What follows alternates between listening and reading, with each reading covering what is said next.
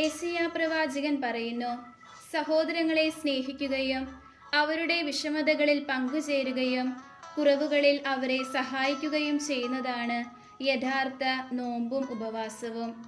പ്രാർത്ഥന, ആത്മവിശുദ്ധീകരണം എന്നിവയോടൊപ്പം അപരൻ്റെ ഹൃദയങ്ങളിലേക്ക് ഇറങ്ങാൻ ഈ നോമ്പുകാലത്ത് നമുക്ക് സാധിക്കണം.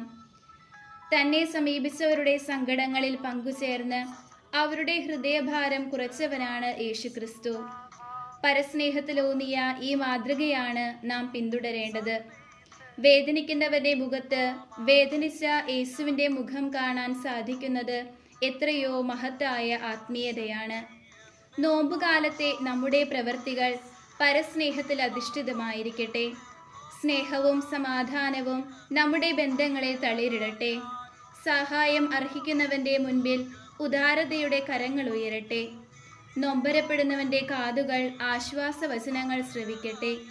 അങ്ങനെ ഞാനും നീയും സ്നേഹിക്കുന്നത് കണ്ട് നമ്മെ സൃഷ്ടിച്ച ദൈവം ആനന്ദിക്കട്ടെ. ഈ നോമ്പുകാലം അതിനൊരു അവസരമായി തീരട്ടെ.